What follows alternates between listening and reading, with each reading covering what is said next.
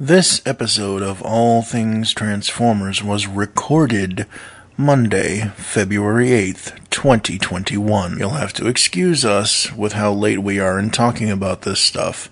We know that the Beast Alliance thing has kinda sorta been confirmed, but still, I hope you enjoy this episode of All Things Transformers. I have been TFG1 Mike, and now, on with the show. Hello, my fellow geeks. This is Tom Geek Kenny, and you are listening to the Geekcast Radio Network. This is Megatron, and you found the All Things Transformers frequency here at the Geekcast Radio Network.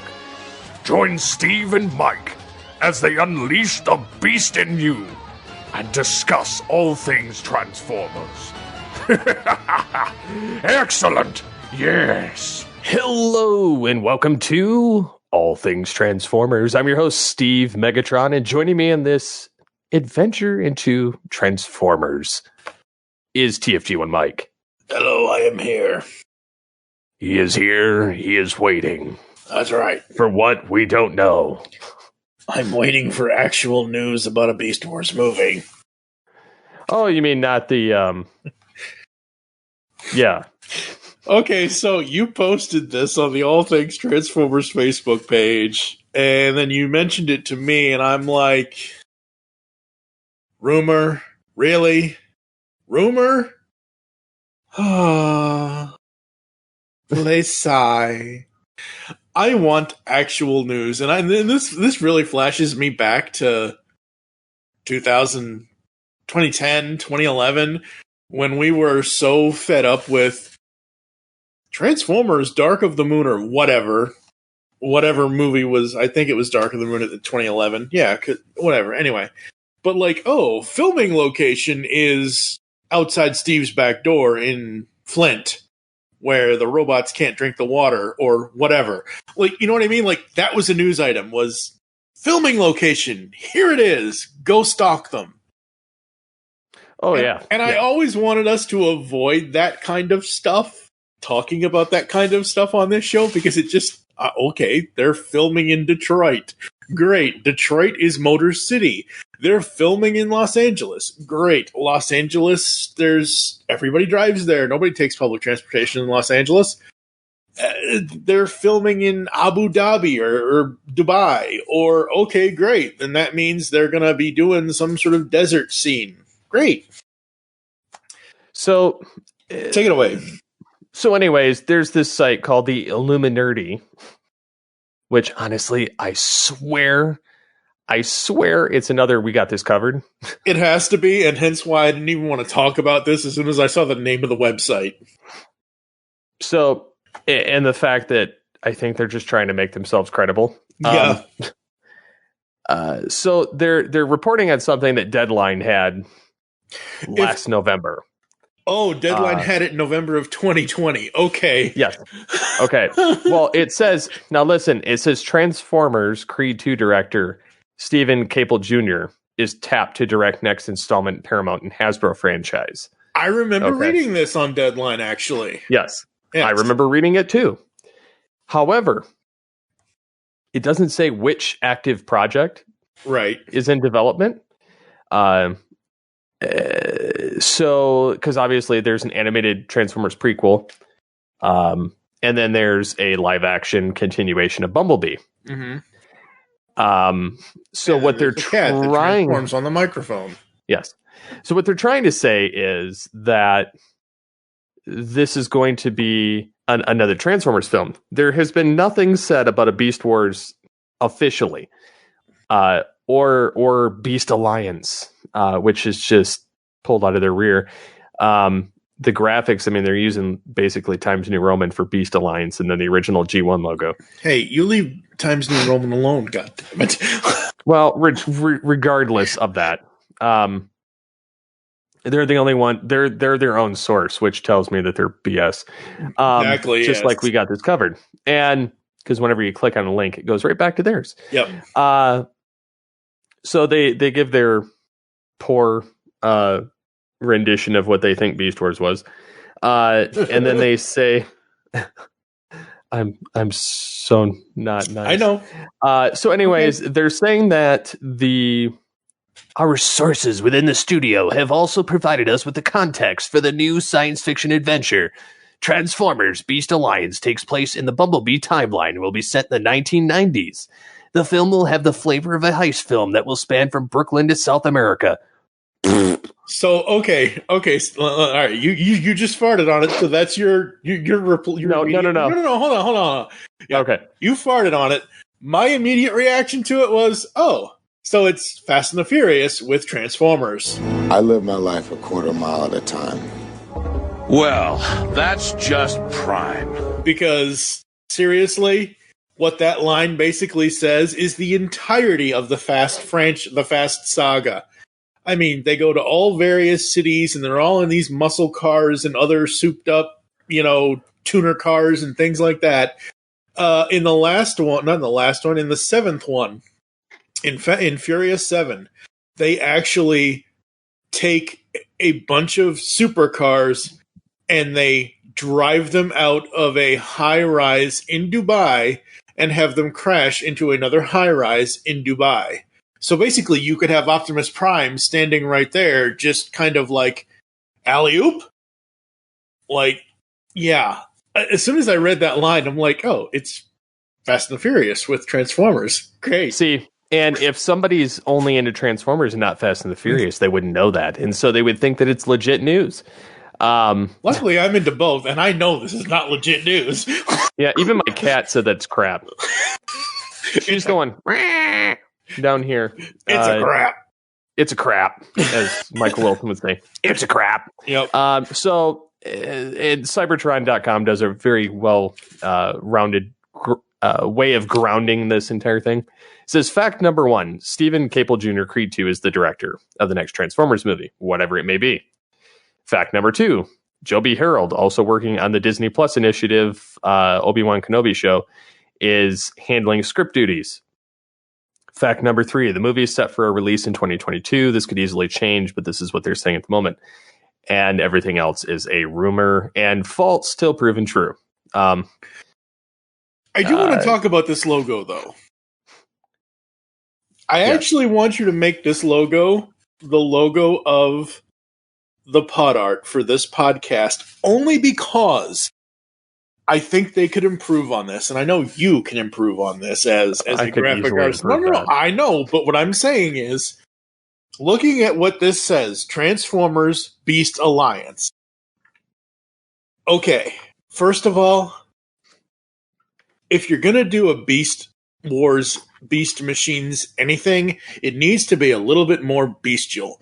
You can have the Transformers Generation 1 logo, like you have here, but it should have claw marks through it, whether it's Dinobot's claws, whether it's Megatron's claws, whomever's claws. Like, if it's Beast Alliance, it needs to be more beast and not just G1 with Times New Roman, even though I love that font.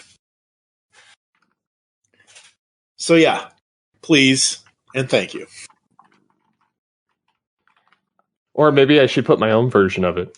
Hey, do what you want. I'm just saying, I just like seeing a really, really clean Transformers font logo thing. Like, this is the cleanest I've ever seen the original 80s Transformers font logo as far as an image goes. Because most of the time it's too small, or it's, it's cluttered by other things, or it goes by too fast, or whatever. No, I get it. So anyways, obviously the title is not going to be that, even if it is true. I have been, ever since I caught wind of that stupid Cheetor picture that was flying around towards the end of January, I incorporated that into my panel at IACON. Yes. IACON Online, which was January 30th and 31st, 2021, all virtual, all the time, till all are one. It was. And what's funny to me is, I'm sitting there on my soapbox, having a jolly to good time. As people were saying, the minute my panel comes up, and I'm reading from the screenshots of the Discord channel because they wiped the Discord channel after the convention, like a week after, right? Just because there's no point in having it after. Right. But you got the screenshots beforehand, so yeah. I got the ones that pertaining to my panel. I was able to tune in, thankfully, during that part. I pre-recorded it because I wasn't sure if I was going to have time. Right. Plus, I have this time constraint issue where I felt more comfortable editing down. Mm-hmm. So anyways, the first comment goes, Beast Wars, like exclamation over and over. And then people were going, I hope I get to catch this panel. And somebody else is like, it's great so far. I just started watching Beast Wars and I already love it. And somebody else yells possession because I was talking about the G1 references. Right. Because I basically laid it out in layman's terms for people that may not know anything about it. Right. And then I talked about every other franchise. Right. You laid it out like someone brand new coming to the franchise, which is the way you should lay it out to anyone brand new coming to the franchise. You should not go in to say, oh, this is Megatron and Beast Wars was better than G1 or whatever kind of Sean Connery voice you want to give Megatron. But it's, one of those things where you go in with it, where you present the panel as if no one knows what it is. And here is my knowledge of this thing that is so cool that I think people will like. And here's the other thing. It is 2021. We are in the 25th anniversary of Beast Wars. Everybody that was born from 1990 to 1996 is now old enough to have their own jobs, to have graduated college, get their own jobs, make their own money, and they grew up watching the cartoon maybe, or even people a little older like yourself or like myself. I was 16 when Beast Wars happened. But it was one of those things where we are now entering a time where Beast Wars is 25, almost 30 years old, just like when G1 was 30 years old, and everybody that grew up with it wanted to rediscover it. Oh, and I agree. And that was the point of the panel, was why Beast Wars matters 25 years later. Right. And so some of the other comments, somebody says, happy to hear someone repping the Beast Wars legends. Because I, of course, didn't just touch on Beast Wars from America. I touched on the Japanese stuff, too. All of it, yeah. And I didn't pertain to know as much as I, know about the American version, but I did bring it up that it was another continuation and another basically timeline. But yeah, so they were talking about some of the legend stuff that I brought up. And then somebody else goes, man's going off. And I'm laughing so hard. Like I agree with him 100%. I'm just amused. Because I was, somebody says, yeah, I felt that this was mostly a soapbox time, and they put, that's cool though. And somebody says they were excited when Rampage and Depth Charge showed up because I played that video, that CG one, right? That came out a few years ago. Somebody was messing around with it. So I was basically laying out what I thought the movie should actually be, right? And I said, those whatever amalgamations of the CG models of Primal and Cheetor for the live action were just utter dog snot. And I said, no disrespect to the guys that did the art for them. I said, but if you're trying to do Beast Wars, use the aesthetic you've already created with Godzilla, King Kong. Why make them overly complicated? Mm-hmm. Make them look like animals, and then use the Prime One Studios versions of the characters where they're a little bit more, bestial, and you can see like the hair texture. You can see, it's more defined than the Beast Wars cartoon was 25 years ago. I said, why mess with perfection with it when you have the blueprint? Just make it, darken the tones, make it look a little bit more realistic, but you have it all there. Why screw with it? Yeah, exactly. And so somebody else says, because I says, yeah, soapbox and why we needed Beast Wars and still do. Somebody says, you speak the truth and we hear you. And somebody else is like, I'm really enjoying this. You are speaking the truth. 2021 Beast Wars Renaissance. I speak it into existence. And then somebody else says, you're really knowledgeable and you lay it out for even people who didn't really follow Beast Wars stuff. And then I got a bunch of yes. And people saying, such a good panel. Look at all these correct opinions on Beast Wars. And they're like, the Twitch channel and chat are enjoying themselves. I wish I would have caught that. I think if you watch the replay, I think you can see it, but probably, yeah. I'll have to check that. Yeah. Somebody says, I will always love G1, but Beast Wars was really good, and I hope they get some new and excellent stuff to us. And they're like excited to see the new stuff coming. But yeah, it was just, it was funny, just the amount of love the panel got, which I was on pins and needles. I'm like, I hope people enjoy my soapbox and I don't sound like a blubbering idiot. And it went over well, and I was quite pleased. And so, but I talked about, the toys and how we're getting this renaissance 25 years later. We're getting, brand new toys, third party toys, masterpiece toys, Kingdom. We're getting, even now they're talking about reissuing the Transmetal figures. That would be cool. Which I would love, because honestly, the one key thing about Transmetals versus the original toys, Transmetals, with the exception of like their sizing and their scale and, some of the chrome issues or metallic paint issues that flaked, or a couple of cheap plastics that got brittle and broke, like Transmetal Megatron. Right. Overall, they were pretty show accurate for what they were. Right. Yeah. And they still hold up. And so a lot of people are like, yeah, just release them. And what's crazy about it is you can't find a Transmetal Megatron for under $100 on eBay.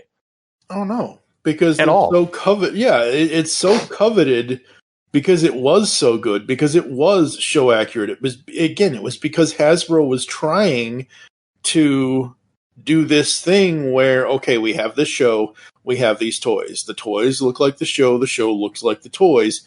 We have to make sure that we get this into kids' hands. And again, I was 16, you were 10. Yeah, you were 10. Yeah. And, 10-year-old you probably wanted every single one of these once you saw them on the screen. 16-year-old me really wasn't into it, kind of a thing at the time, because I was growing up out of the toy thing. But, I remember when I was collecting toys from 2005 to 2011, I got a bunch of Beast Wars stuff in my collection at the time. I didn't get everything. I only got like a few various things. But I remember our good buddy Michael Wilson, Pecan Court Michael, who does the Beast Unleashed podcast with us and stuff. He sent me, he had a duplicate of Optimal Optimus. And I'm like, yeah, I want that. He just sent it to me. I was like, oh, cool. So I had Optimal Optimus for the first time ever in my life. Nice. And it was just like, oh, I'm watching season 3, episode 1, Optimal Situation. And I'm like, if I have to pick specifically an Optimus episode out of the entire Beast Wars run, not Beast Machines, but Beast Wars, honestly, Optimal Situation is my favorite one. I could see that. I loved the fact that they took Primal and they made him look like a mix between like a Prime and made him bigger, and then gave him basically his season 1 head almost back. Right.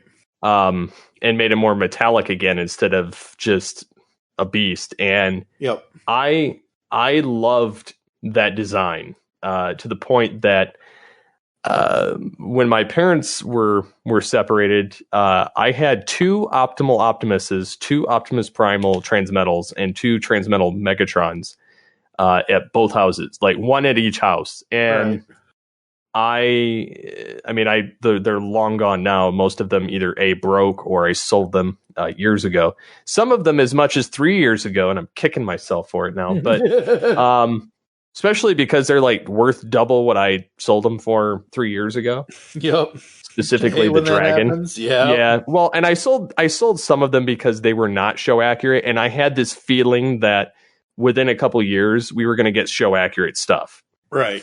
And I was like, I like this toy. I like it for nostalgia and for the fact that I know that I bought it.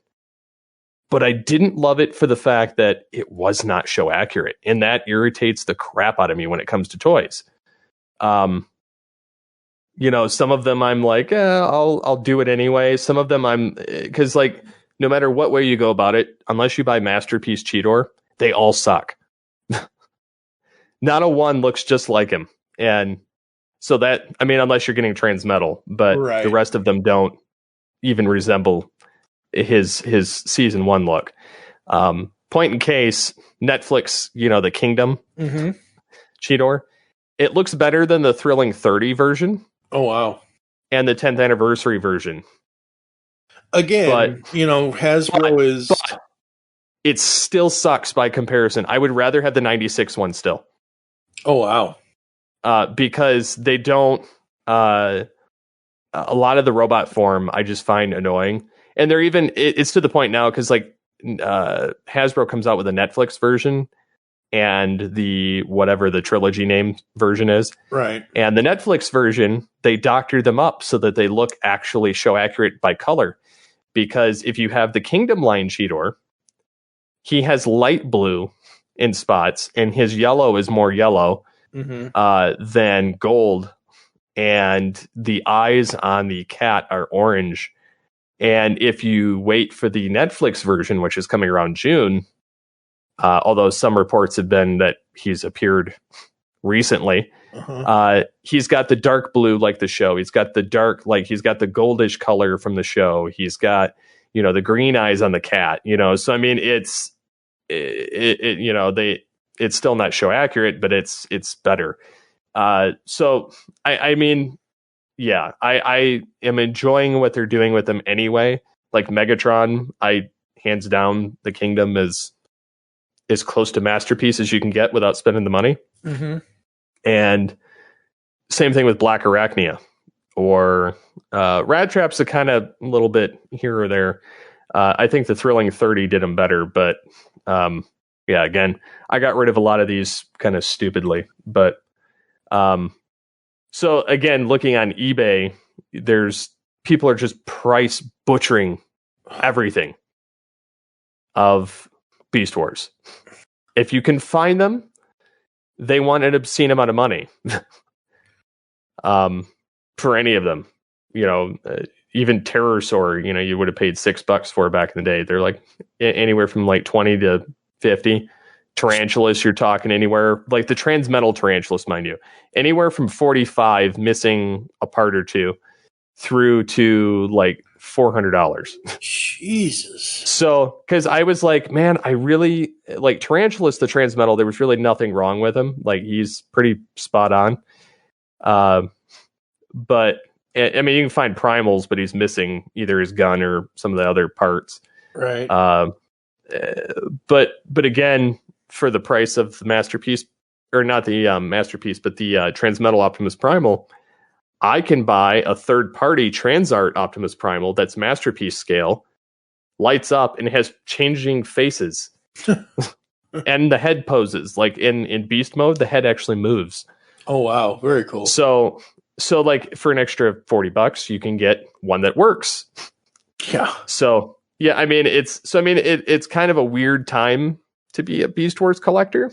I think it goes back to what I was saying earlier. This is the time for the Beast Wars anniversaries, just like it was time for the G1 anniversaries. And prices are going to be insane for those older,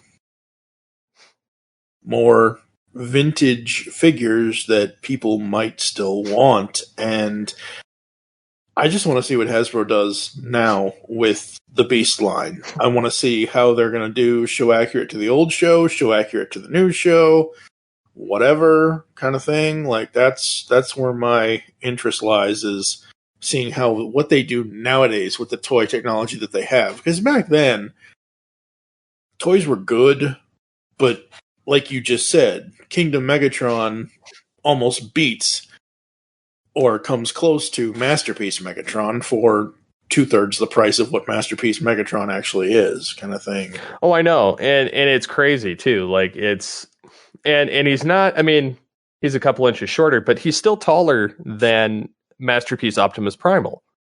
As he should be. Yeah. But I mean, like even, comparing him to the original Ultra, he's still a head taller. Oh, wow. And I honestly am, I love the figure. Like the figure is awesome. By comparison, I always tried to I did repaint mine, in the 90s or early 2000s and tried to make him show accurate, but, some of the plastic got brittle on him and some of the stuff just looked crappy because, you're doing it yourself. But I mean, I'm really dying for these Transmetal figures, so I'm going to wait till Hasbro does something, or just watch and see what happens because, like somebody mentioned, when these Kingdom toys come out, either A, they'll be better than the originals, in which case people will dump their old stock. Mm-hmm. Not everyone. The people that are completionists won't, but the people that are just like, oh, I need money to buy these. Yep. They'll dump the old stuff. And honestly, I've debated getting the Thrilling 30 Rhinox, and I have the Kingdom Rat Trap. But if I could get the Thrilling 30 Rat Trap again, I probably would. I have the Thrilling 30 Waspinator. Mm-hmm. They still sell them at BBTS. Oh, wow, very cool. So I got them there. And even though I bought them years ago and then I sold them, I bought them for like $8 at a flea market, and I paid $20 for them new. But it came with the comic this time, so that was cool. And it's got it's Waspinator like actually in the comic, which I was like, oh, that's neat. But yeah, so I mean, and I have the Studio Series 86 Scourge. I have Kingdom Cheetor and Black Arachnia now. I'm waiting for Airazor and Dinobot. Part of me wants like the Masterpiece, but I know that's never going to happen for my budget. So Kingdom is as close as I'm coming to a lot of them. Although the Optimus and Megatrons, like the Transmetal stuff, I'm probably going to splurge. More so like I probably will wait on the Transmetal third-party Optimus Primal unless they get a third-party Transmetal Megatron. Right. And then I'll have to get it because I'll need it to match. Uh-huh. But other than that, I have Masterpiece Primal. Right. Which is sick because I paid $119 for him in 2016 when he came out. Mm-hmm. He goes for $299 new. Wow. Masterpiece Optimus Primal came out in 2016. Oh my god. Yeah. Then they had Cheetor, long ago. Cheetor, Dinobot, Megatron, and then Tigatron. And the third party stuff, they've got Transmetal Optimus Primal, Transmetal Cheetor, and Transmetal or Transmutate, and then they've got Ravage from season 2. Which that's tempting because he's only like 60. Very cool. But I don't care enough. So I'm like, I like season 1, and then I like certain Transmetals. And so like when it comes to the Transmetals, I'm like the leaders. That's all I care about. Unless it's like Depth Charge or Rat Trap or Tarantulas, but only because there's a nostalgia for the original toy. Exactly.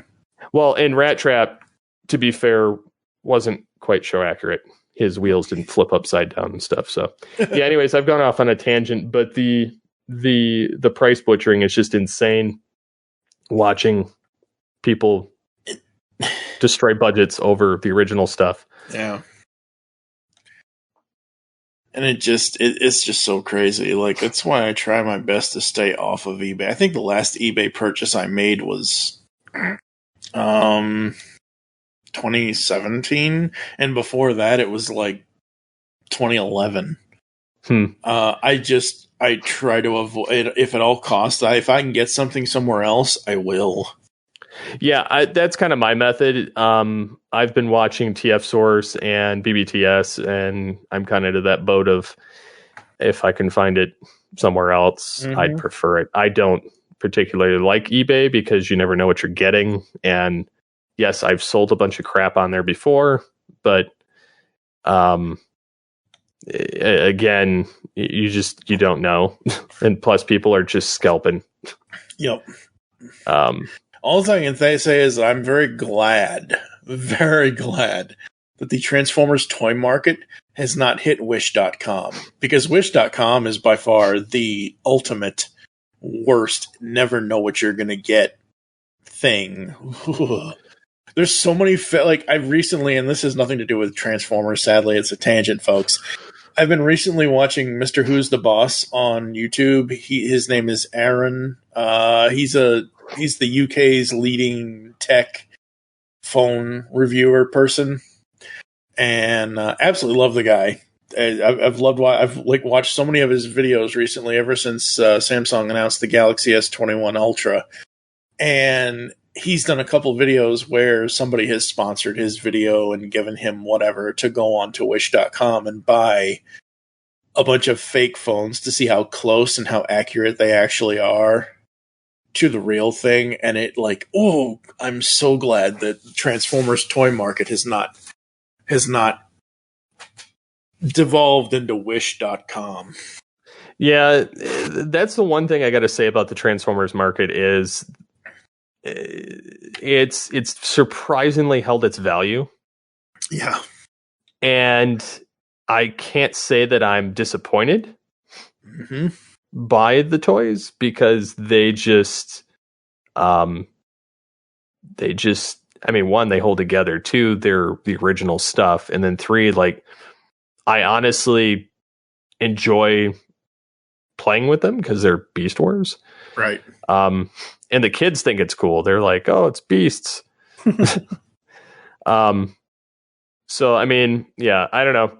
I'll be happy when I start seeing some of these, new Transmetals hopefully come back out and be reissued. And I hope that Hasbro fixes their problems with the original toys, as far as the chrome and the metal paint flaking off and some of the cheap plastic. I would take this, honestly, in the vein that they did for the 10th anniversary or the Thrilling 30, and slightly remold them and make them better. Because if they're going to charge the same price that they did the last, or, with the current toys, not what they used to charge, they might as well re-engineer some of it. Give us a better Megatron head on the Transmetal, fix the plastic that's brittle. Because again, that could be the difference between somebody buying third party or somebody buying the official. Because they're never going to hit Transmetals for the masterpiece. They still have quite a few left to go in season 1. So it's a good 6 or 7 years down the road, probably, most likely, at least. Yeah. Yeah. So I'm happy for some of this. I'm happy for some of the third party stuff. But something that's not third party, but something that's kind of original. I caught wind of this on one of the Beast Wars groups that I was in, and Funbee Studios has 3D printing of some of. They just create stuff for G1. They create stuff for Kingdom, for Siege, for various lines for Beast Wars. So they 3D printed a hunting rifle for War for Cybertron Kingdom Megatron. Cool. Similar to Call of the Wild. Yep. They 3D printed it so it fits that toy. Right. And they also 3D print things that Hasbro, in their cheapness, decided not to incorporate into the toys, such as if you look at some of the legs of some of the figures, they're hollow. So you can see all of the pieces that are glued together in the leg. Right. And so they create covers. Very cool. That are 3D printed to fit in those slots. And so even when it transforms, it doesn't inhibit, your transformation. It just plugs the holes. Right. Which tells me that Hasbro cheaped out on, a little bit of plastic to get it in production. But yeah, it's, they did it with Megatron. They did it with Cheetor. They also have Cheetor's plasma rifle, with the brain looking thing on it, and Yep. They made that. But what I found really interesting was when I was checking out their website, they made like the maximal CR chamber. Mm-hmm. They made the repair arms that go in the CR chamber. They made the maximal shield that Primal held when he came from, coming into Fuse Wars Part 2. Mm-hmm. They've made the Predacon-based floating platforms that various beasts get around on. Very cool. The Predacon healing vat that everybody seems to fall in, or Megatron takes his bubble bath. And then they have the stasis pods, which you can get in either masterpiece size or standard. Yeah, it's all very, very cool stuff, folks. It's stuff that I wanted as a kid, but they never would build. Like, Hasbro was too cheap to come out with it at the time. I'm like, if Turtles can come out with an entire sewer in a van, in a turtle van and a blimp and, all this other stuff, I'm like, why can't Hasbro do this? Why can't they come out with some of the Maximal base and Predacon base? I'm like, where's Megatron's chair? Where's... What you have to realize with specifically to the turtle blimp, if I'm remembering correctly, please, listeners, don't lambaste me if I'm forgetting this. I had the blimp. The turtle blimp was basically just a balloon for the blimp, wasn't it? It was not really... But it had the plastic thing that attached to it. Right. But the blimp part of it itself, it wasn't like they molded a blimp. It wasn't like today where they could 3D print the blimp and mold it into an action figure to be an actual vehicle. It was think about it this way: if you had that blimp, you could put helium in it, and it would fly. Yeah, that's true. So. Yeah, I don't know. It's more so the fact that you look at Batman, you look at Ninja Turtles, they had play sets. You look at Transformers, they don't. I would have paid for a stasis pod as a kid. I would have paid for the healing vat. Well, as an adult, you can now get a 3D printed version from Funbabe. Yes, you can, and. Yeah, so you can actually buy the 3D printable files from their website, and they show you how many pieces these things come in, and then to have them 3D printed, it's not expensive to have, or not 3D printed to get the 3D files. It's not expensive to have them 3D printed. It's expensive, yes. Because they sent me their website information from these two studios that print their stuff, and I was like, I was in shock how much some of it cost. To be printed. I was not honestly in shock. So yeah. I was a little scared, to say the least. Okay, so how much does it cost from Funbee to get the 3D printed files for the CR chamber and the vat? Oh, the 3D printed files are only $10 for the CR chamber, $10 for the vat, $10 for the stasis pod. Okay. So you spend, let's say, $30 to get these files.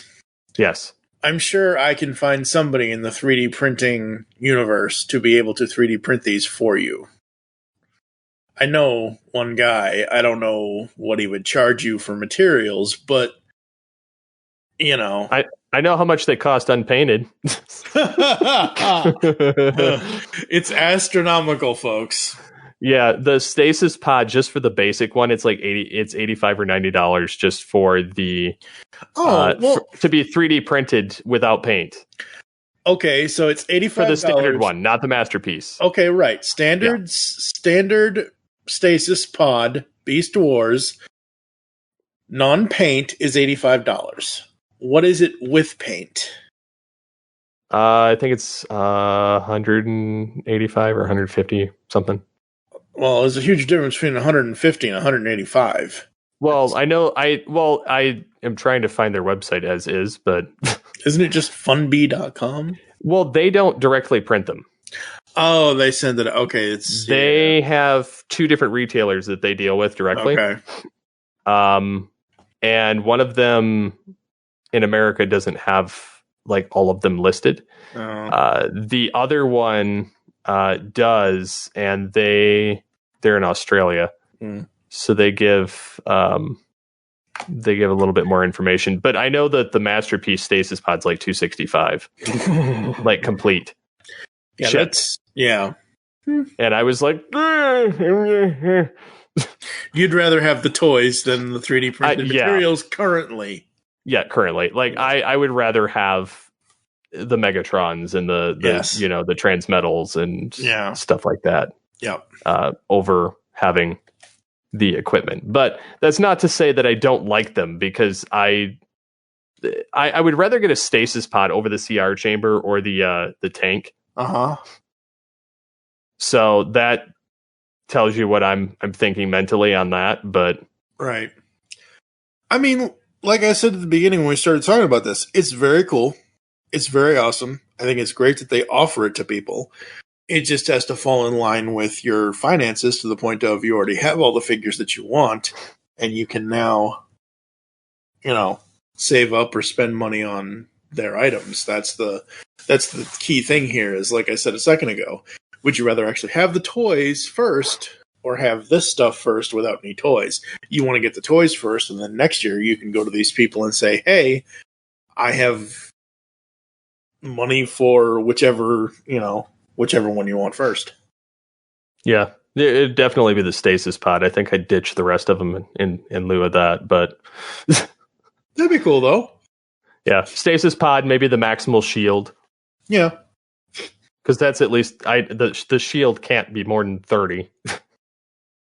And even if it's not, I could paint that. Oh boy. Yeah. Anyways, I couldn't help but bring it up because I'm like, this is just epic. Like, for a fan to sit there and build these and I mean, it just adds that much more to the collection there.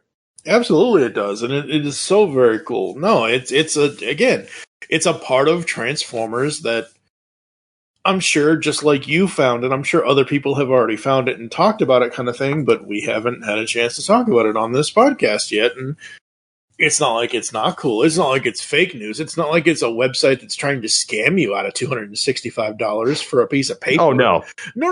I'm just saying, like, this is a good thing. This Funbee thing or whatever it's called. Whatever the website is, I forget off the top. Well, and they do have some free 3D printable files. Like, they've got Teletran 1. They've got, the ARC crew seats. They've got the Autobot ARC medbay. They've got Starscream's crown. They've got add-ons for people. An ARC monument, or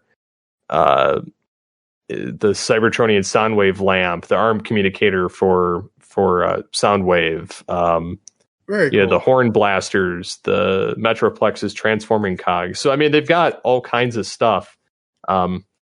Metroplex's transforming cog. My eyes! Somebody took my eyes. It's all like, they give out. They've got the golden disc, and they've got War for Cybertron Cheetor's gap fillers. Oh, very cool. So, I mean, there's just, it's neat to see what they have. I'll have to, once I find, they also have Megatron's rubber ducky and toothbrush for the for the War for Cybertron figures. Yep. Yeah. So, anyways, I once I find the links to the other site, I'll post them in the website. Very cool. Very cool. All right. It is time to talk comics from IDW. I have the April 2021 solicitations. These are marked for February. So, obviously, these are books that are going to come out in April. We have several titles for the Transformers brand for IDW. First up, My Little Pony Transformers 2, number 1. I think it was last year that they had released the first My Little Pony Transformers crossover miniseries that they did. This is going to be another 4-issue miniseries, written by James Asmus and Sam Maggs, with art by Jack Lawrence, Casey W. Collar, colors by Tony Fleeks. While using a modified space bridge to bring magic to Cybertron, the Decepticons end up unleashing a more powerful evil from Equestria than they ever could have imagined. Looks like the only way out of this one is to team up. More ponies, more bots, and more magical mayhem as two worlds collide in the return of this hit crossover event. Transformers number 30. Written by Brian Ruckley, art by Anna Malkova, and colors by Stefano Simone. War World, we are not meant to be darkness. Optimus Prime does not wish to fight, but knows he must by his side, leading his army as one of Cybertron's former greatest generals and former inmate of the White Tower, Pyra Magna. The two may not see eye to eye, but for the Autobots to survive and stand up to the Decepticons, they must work together. But first, they must get out of Iacon alive. Both of these books are a $3.99 cover price. And we got one more. No, we got two more here. Two more. Transformers Beast Wars number 3. Now, if you guys listened to the last episode of All Things Transformers, crossing over with Beast Unleashed in the Pull Bag, you'll know that I kind of read this off of Comixology as well, but written by Eric Burnham, art and colors by Josh Burcham. Unbeknownst to the Maximals, the Predacons have taken their first prisoner. As Megatron and Tarantulas run their interrogation, dissent stirs in the Predacon ranks. Who will give first, the dissatisfied Dinobot or the captured Maximal? The Beast Wars rage on. And then finally is Transformers Escape number 5 of 5. This is written by Brian Ruckley with art by Beth McGuire-Smith, art and colors. The arcs are prepped and ready, or should be. With thousands of lives on the line, Hound, Wheeljack, Glyph, Tapout, Road Rage, and the rest have to fend off a swarm of enemies, threatening to sabotage the launch, and a traitor in their midst in the thrilling conclusion. Very cool, very cool. I was kind of wondering how I was going to do Autobotly April and Autobotly August in 2021. I kind of know how I'm doing Autobotly April, but I was kind of wondering how I was going to do Autobotly August this year to figure out, because I like us reading this stuff in trade, not single issues kind of thing. Obviously, with Beast Wars, we're doing single issues, which is fine. And then I thought to myself, I've done some of the Transformers crossovers, but I haven't done a lot of them yet. Like, we haven't done Transformers Ghostbusters, Transformers Back to the Future hasn't released in trade yet. Transformers My Little Pony number 1, the first series, just came out in trade, I think, or was about to. So it might be Transformers crossover Autobotly August this year, I don't know. But that's what's going on in comics for this time around. What else you got, sir? Not much. While I was discovering, I found that they're also making like the Maximal Axelon bridge chairs, but very cool. But yeah, I'm quite excited for all the new things coming in Transformers this year. Yes, that's your line. Yeah, I know. Oh my god. Alright. Is there anything else we need to talk about, or are we going to get the heck out of here? We're going to get the heck out of here. Alright. Transform and transcend, and we will catch you next time here on All Things Transformers. Megatron terrorize! Only on All Things Transformers. Excellent! Yes!